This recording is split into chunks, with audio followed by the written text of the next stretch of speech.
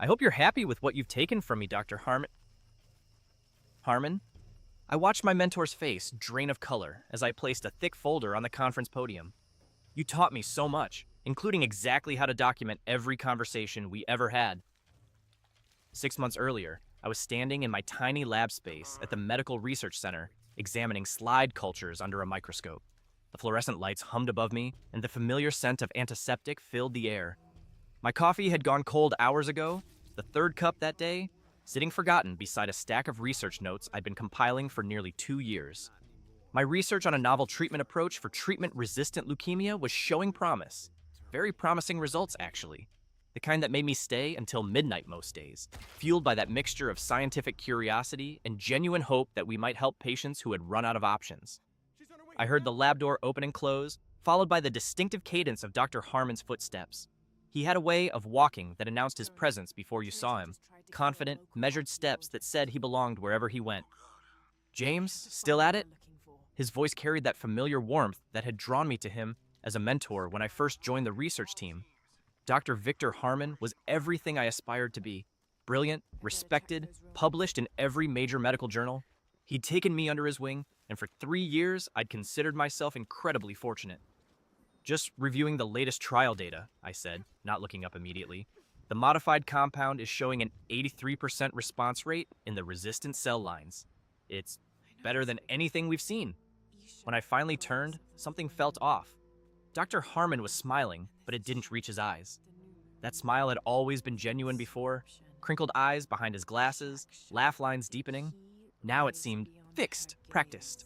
Excellent work, he said, but he wasn't looking at my data. He was looking past me, at something else entirely. I need those complete findings for my presentation to the board tomorrow. Tomorrow? I straightened up. I thought the board meeting was next month. I'm still compiling the full analysis. Plans changed? He waved a hand dismissively. Just send me what you have. I'll make it work. He turned to leave, then paused. Oh, and I've been meaning to talk to you about the research conference in Boston next month. I think we should hold off on presenting this work. It needs more verification before we go public. Something cold settled in my stomach. The Boston conference was the premier event in our field. We've been planning to unveil our findings there for months. It was to be my first major presentation. But we've already submitted the abstract, I said.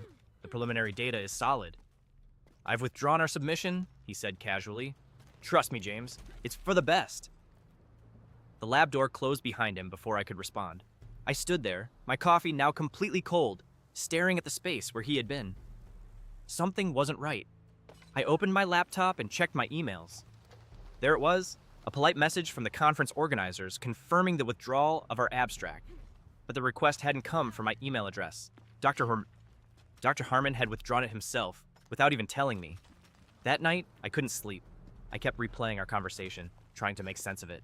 Dr. Harmon had always been supportive of my work, always pushed me to present and publish. This sudden reversal made no sense. Unless...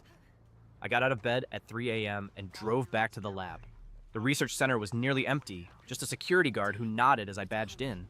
I sat at my computer and began searching through recent submission records to medical journals. And there it was, a manuscript submission to the New England Journal of Medicine, authored by Dr. Victor Harmon as primary investigator. The title was different, but as I skimmed the abstract, my blood ran cold. It was my research, my protocols, my data, with my name buried in the middle of the contributors list, as if I were just another lab technician who had played a minor role. The submission date was 2 days ago. I printed the submission and slipped it into my bag, hands shaking. Then, I systematically began backing up all my original data, lab notebooks, and email correspondence onto an external drive. Something told me I was going to need proof of what was mine.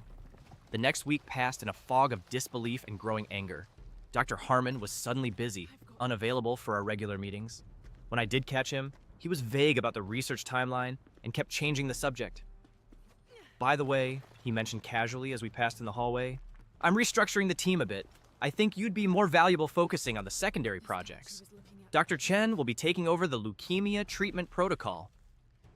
Dr. Chen was a new postdoc who had joined the lab just 3 months ago.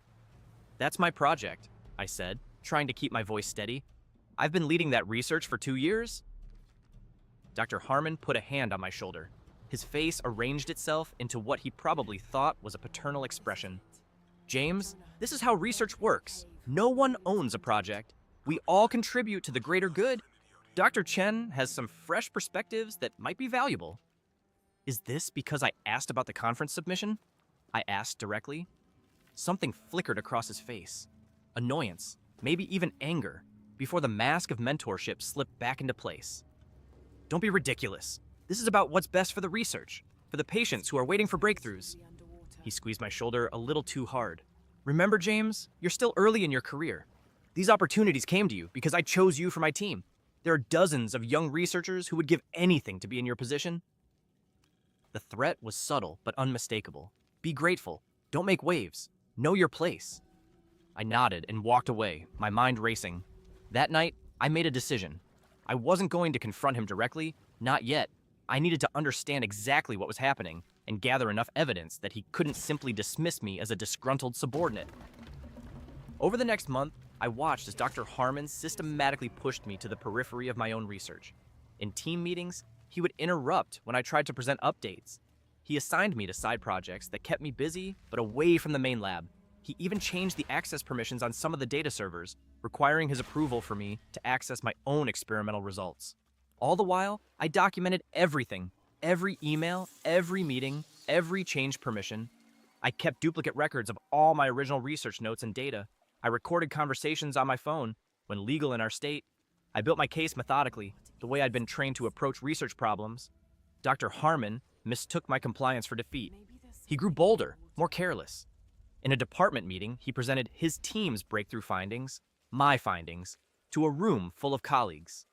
I sat silently, watching him accept their congratulations. Several people glanced at me curiously, knowing how central I'd been to the project, but no one said anything. Afterwards, Dr. Melissa Wei, the department chair, stopped me in the hallway. "James, are you all right?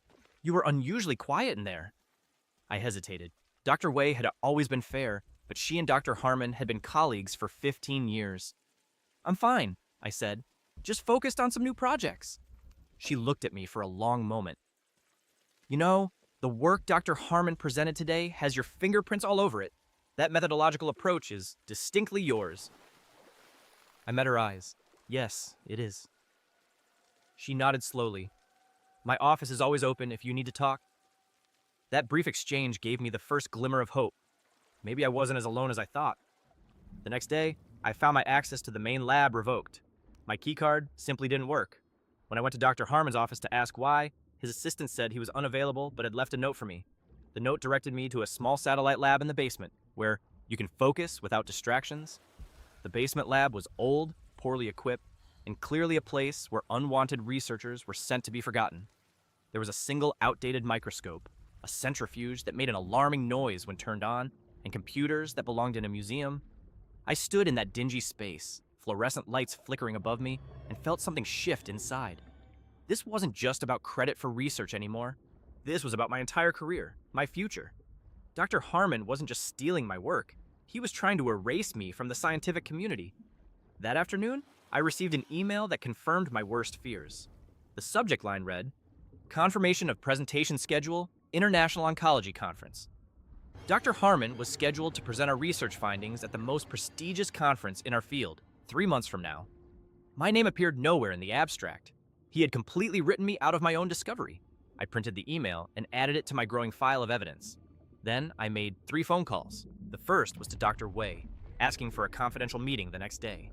The second was to Dr. Sarah Patel, a former colleague who now worked at the National Institutes of Health and had been an early supporter of my research approach. The third was to the university's Office of Research Integrity. The next morning, Dr. Harmon caught me in the hallway. His face was flushed with excitement. "James, just the man I was looking for. Great news. The NEJM has accepted our paper for publication. Fast-tracked it, in fact. They're very excited about the potential impact." "Our paper?" I asked quietly. "Well, the team's paper," he corrected, not meeting my eyes. "Your contribution is noted, of course." "As 5th author," I said, "behind people who never touched the primary research." His smile faltered slightly. "Author order isn't everything, James. The important thing is that this work will help patients. Isn't that why we do this?" "Yes," I agreed. "That's exactly why we do this." He seemed relieved by my apparent acceptance. Good, good.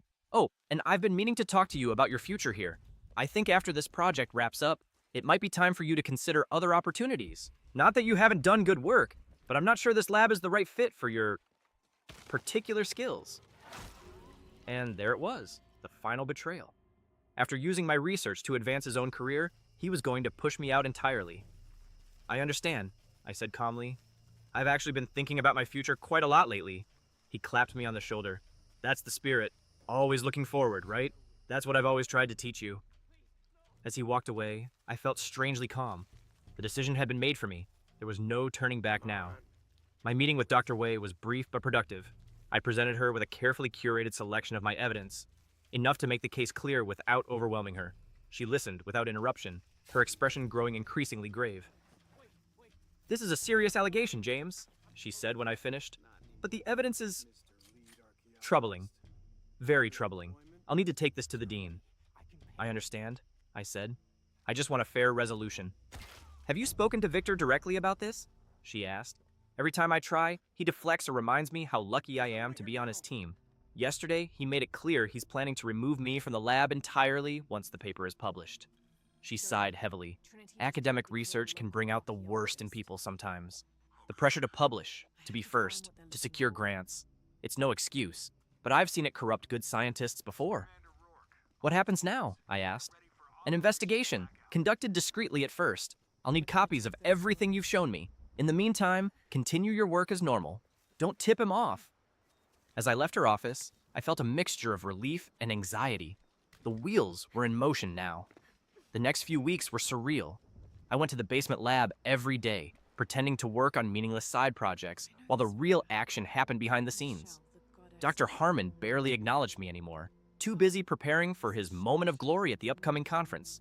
The investigation proceeded quietly. I was called to several closed-door meetings with university officials, where I presented my evidence methodically and answered their questions. They interviewed other lab members, reviewed server logs, examined the timeline of the research development. 2 weeks before the conference, Dr. Wei called me to her office again. The dean of research was there, along with a university attorney. The investigation is concluded, Dr. Wei said. The evidence of research misconduct is clear and compelling. What happens now? I asked for the second time. The dean cleared his throat. Normally, we would confront Dr. Harmon directly and begin formal disciplinary proceedings. However, given the high-profile nature of this research and the upcoming conference presentation, we're considering a different approach. I waited, unsure where this was going. We believe it would be most effective to address this at the conference itself, he continued. Dr. Harmon has made this a public matter by scheduling his presentation. It seems fitting that the correction should be equally public. You want me to confront him at the conference? I asked, surprised. Not exactly, Dr. Wei said. We want to correct the scientific record properly. The conference organizers have been quietly informed of the situation. They've agreed to a slight modification of the program. The attorney slid a paper across the desk to me. It was a revised conference schedule. Dr. Harmon's presentation remained in its prime slot, but immediately following it was a new entry. Methodological development and primary findings of the selective kinase inhibitor approach to treatment-resistant leukemia, with my name listed as the presenter. We're sending you to the conference, Dr. Wei said. You'll present your work, your actual work, immediately after Dr. Harmon presents what he claims is his. The contrast will be instructive. Won't he just cancel when he sees this? I asked. The revised schedule won't be released until the day before the session, the dean said. And by then, it will be too late for him to withdraw without raising serious questions. I left that meeting in a daze, the revised schedule clutched in my hand. This wasn't just about reclaiming my work anymore. This was about public vindication and public humiliation for Dr. Harmon. Part of me wanted to warn him, to give him a chance to make this right privately. But I remembered his words. Without me, you're nothing in this field. He had made his choice. Now he would face the consequences. The International Oncology Conference was held in a massive convention center in Chicago. Thousands of researchers, clinicians, and pharmaceutical representatives gathered for 4 days of presentations, posters, and networking. Dr. Harmon's presentation, My Research, was scheduled for the second day in the main hall that seated over 1,000 people. I arrived the day before and checked into the conference hotel. That evening, I ran into Dr. Harmon in the lobby. He was surrounded by admirers. holding court like a king among his subjects. When he spotted me, he actually looked surprised. "James, I didn't know you were attending." His voice carried just enough for those around him to hear. "Expanding your horizons?" "Something like that," I said. "I wouldn't miss your presentation for the world." He laughed, but there was uncertainty in his eyes. "Well, I'm glad you're here to support the team." "Always," I said, and walked away. Later that night, the revised schedule was released digitally to all attendees. I waited in my hotel room, phone in hand, certain that Dr. Harmon would call when he saw it. But no call came. Either he hadn't noticed the change, or he was too arrogant to believe it posed any threat to him. The next morning, I dressed carefully in my best suit. I packed my presentation materials and a copy of my evidence file into my briefcase. As I left my room, I caught my reflection in the mirror. I looked older somehow, more serious. The eager young researcher who had once worshipped Dr. Harmon was gone. The main hall was packed by the time Dr. Harmon took the stage. I sat in the front row, directly in his line of sight. He faltered momentarily when he saw me, but quickly recovered and launched into his presentation. It was surreal watching him present my work as his own. The slides contained my figures, my data, even some of my exact phrasing. He spoke confidently, taking full credit for the innovative approach that had yielded such promising results. The audience was captivated. During the Q&A session, a researcher from Germany asked about the methodological approach that had led to the breakthrough. "It's actually quite an interesting story," Dr. Harmon said smoothly. "I've been working on this concept for nearly a decade, but the key insight came about 2 years ago when I realized we could target this specific pathway." I felt my hands tighten around my briefcase. That key insight had come during my second week in his lab, when I'd questioned the conventional approach and suggested an alternative mechanism. When his presentation ended, there was enthusiastic applause. Dr. Harmon basked in it, nodding graciously to his admirers. Then the session chair stepped forward. "Thank you, Dr. Harmon, for that fascinating presentation. We now have a related presentation that I think will be of great interest. Dr. James Mitchell will discuss the methodological development of the same research program." A murmur ran through the audience. Dr. Harmon froze on stage, his expression a mixture of confusion and dawning horror. I stood and walked to the podium, passing him as he reluctantly made his way back to his seat. Our eyes met briefly. His were wide with panic. "Thank you," I said to the session chair. I placed my materials on the podium and looked out at the sea of faces. "I'm Dr. James Mitchell, and as Dr. Harmon's presentation indicated, this research represents a significant breakthrough in treating resistant forms of leukemia." I clicked to my first slide, a timeline of the research development with documented dates of each key experiment and finding. My name was highlighted throughout. What I'd like to do today is take you through the actual development of this methodology, from its conception to its current promising state. I'll be sharing the original lab notes, experimental designs, and data analysis that led to the findings you just heard about. For the next 30 minutes, I methodically presented the true history of the research. I showed scanned pages from my lab notebooks, dated emails discussing the approach, server logs showing when data was accessed and by whom. I presented early failures that had led to critical refinements. I acknowledged the contributions of actual team members who had supported various aspects of the work. I never directly accused Dr. Harmon of anything. I didn't need to. The evidence spoke for itself. Throughout my presentation, I could feel Dr. Harmon's eyes boring into me. When I glanced at him, his face had gone from red to white. He was frantically typing on his phone, probably trying to contact someone who could stop this. When I finished, the silence in the room was deafening. Then someone in the back began to applaud, followed by another, and another, until the entire hall was filled with the sound. The session chair returned to the microphone. "We'll now take questions for Dr. Mitchell." The first question came from Dr. Sarah Patel of the NIH. "Dr. Mitchell, I recall discussing this approach with you nearly 2 years ago. Can you elaborate on how that initial concept evolved into what we've seen today?"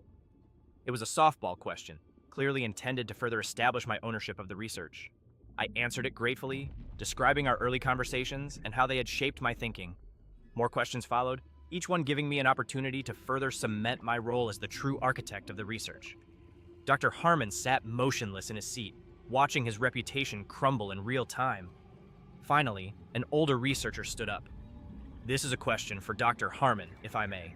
Given what we've just heard, would you care to clarify your role in this research program?" All eyes turned to Dr. Harmon. He stood slowly, his face ashen. There seems to be some confusion about the development timeline," he began. As the principal investigator of the lab, all research conducted under my supervision is ultimately my responsibility, and that wasn't the question, the researcher interrupted. We asked about your specific contributions to the methodological approach and experimental design. Dr. Harmon looked around the room, searching for a friendly face and finding none. This is inappropriate. Dr. Mitchell is a junior researcher in my lab who is clearly seeking attention. The university will address this matter internally. Actually, I said quietly, representatives from the university are here today. I nodded toward the back of the room, where Dr. Wei and the dean were sitting. They've already completed an investigation into this matter. Dr. Harmon's eyes widened as he spotted them. The dean nodded gravely, confirming my statement. I have nothing further to say at this time, Dr. Harmon said stiffly. He gathered his materials and walked quickly out of the hall, leaving a wake of whispers behind him. The session chair cleared his throat. Well, I think we can all agree this has been an unusually informative session. Let's take a 15-minute break before our next presenter. As people filed out, many stopped to speak with me, expressing support or asking for more details about the research itself. Dr. Wei made her way to the front. That was handled very professionally, she said. The university will be issuing a formal statement later today about the investigation findings and corrective measures. What happens to Dr. Harmon? I asked. That's still being determined, but at minimum, he'll be removed as principal investigator on this research and face disciplinary proceedings. The journal has already been notified about the paper. I nodded, feeling strangely empty. This was the vindication I had sought, but there was no joy in it. That evening, there was a reception for conference presenters. I almost didn't go, but Dr. Patel insisted. You need to be seen, she said. This is how reputations are rebuilt. The large ballroom was filled with researchers in formal attire, drinking wine and discussing the day's presentations. When I entered, there was a momentary lull in conversation as people noticed me. Then, gradually, colleagues began approaching me. Some offered congratulations on the research itself. Others expressed sympathy for what I'd been through. A few senior researchers who had witnessed the morning's drama made a point of introducing me to their colleagues, subtly transferring some of their credibility to me. Dr. Harmon was nowhere to be seen. As the evening wore on, Darway found me again. The dean just got off the phone with the university president, she said quietly. Dr. Harmon has submitted his resignation, effective immediately. I absorbed this news silently. The man who had been my mentor, who had taught me so much before betraying me, was now gone from my professional life. What happens to the lab? I asked. To the ongoing research? That's actually why I wanted to speak with you, she said. The university would like you to consider taking over as interim principal investigator. You know the work better than anyone, and the team respects you. I stared at her. You want me to run the lab? You've more than proven your capability, she said, and your integrity. We can discuss a more permanent arrangement once you've completed your final certification requirements. 3 days later, I returned to the research center. The security guard nodded as I badged in, just as he had on that late night 6 months earlier when I'd first discovered Harmon's betrayal. I walked past the basement lab where I'd been exiled and took the elevator to the main research floor. Outside Dr. Harmon's former office, my office now, the team was waiting. Dr. Chen, the postdoc who had been unwittingly placed between Dr. Harmon and me, looked particularly uncomfortable. I called this meeting to discuss our path forward, I said, unlocking the door. The research we're doing is too important to be derailed by recent events. I set my bag down on the desk that had once been Dr. Harmon's. From it, I removed the cold coffee mug I'd been using since my first day in the lab, chipped on one side, stained from years of use. I placed it deliberately on the desk, a small symbol of continuity amid all the change. I have some ideas about next steps for the leukemia protocol, I continued. But first, I want to hear from each of you about your current projects and how you see them developing. One by one, they began to speak. As they did, I could feel something new taking shape around us. Not just a research team, but a community built on mutual respect and shared purpose. Later that afternoon, alone in my new office, I received an email notification.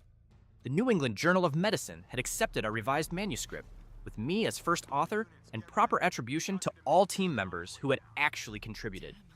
I leaned back in my chair and picked up my old coffee mug, finally allowing myself to feel the full weight of everything that had happened. Dr. Harmon had been wrong. I wasn't nothing without him.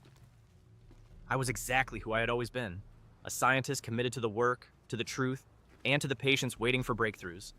The mug was empty, but I raised it anyway in a silent toast to new beginnings. Then I set it down, opened my laptop, and got back to work.